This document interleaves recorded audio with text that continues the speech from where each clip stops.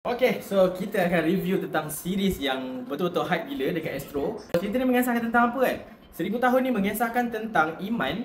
Dia dibesarkan oleh mak dia, Datuk Norish, yang really tak kisah pun pasal anak dia dan tak berikan didikan agama pun dekat anak dia. One day tu, Iman ni didapati mengandung anak luar nikah. So dia dengan ex-boyfriend dia is Azrul. Azrul ni dia tak nak mengaku yang itu anak dia, so dia tinggalkan si Iman ni. Situasi tu jadi macam semak, and then Iman telah melarikan diri dia ke satu desa, satu kampung yang terpencil. Dia telah berjumpa dengan Syukri dan Noh. Syukri dan Noh ni adalah husband and wife, and then diorang ni ada special lah. Syukri ni ada satu penyakit, and then Noh ni pun ada satu penyakit juga. Iman ni dia telah scam si Syukri ni, so dia telah membuatkan Syukri ni berkahwin dengan si Iman.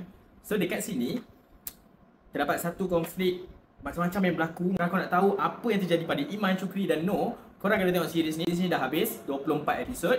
And then let's go, kita pergi kepada dia punya review. Okay, welcome back to Alan Season Channel. So today kita akan review tentang series 1000 tahun. Ya, kawan aku si Nazri tu dia suruh review series ni. So aku tunggu, aku cakap dia, so tunggu series ni habis baru aku akan review.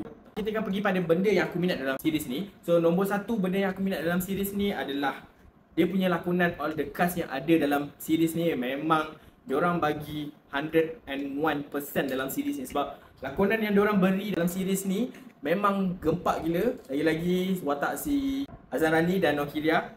So watak diorang ni memang aku suka sangat. Dia tak nampak fake. And tak lupa juga dengan watak Dr. Zaha, iaitu Nazri.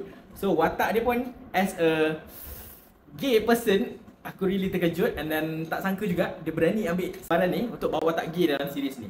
So itu untuk benda yang first yang aku minat dalam series ni. Nombor dua yang aku minat dalam series ni adalah dia punya jalan cerita. Jalan cerita dia daripada episod 1 sampai ke episod 24, it's really convincing, and then dia ada beberapa impact yang bagi dekat penonton lah. Sebab apa yang dia tunjuk dalam cerita ni, macam orang yang berduit ni senang-senang je dia nak tindas orang yang miskin tau. Itu nombor dua yang aku minat. Nombor tiga yang aku minat dalam series ni tentang dia punya emosi. So dalam series ni, sepanjang series ni berlangsung, emosi yang dia tunjuk dalam ni semua komplit, memang cukup rasa, tak ada yang terlebih, tak ada yang kurang. So kalau aku nak cakap apa, sedih ada, happy ada, kelakar ada, marah ada. So semua komplit. Lagi-lagi bab emosi yang aku rasa sedih gila time episod 18 kot, tak silap aku, 18 atau 19. This is the best series by far. Aku amat suka. And then berapakah rating yang aku bagi untuk 1000 tahun ni? So untuk 1000 tahun ni punya series, aku bagi sebanyak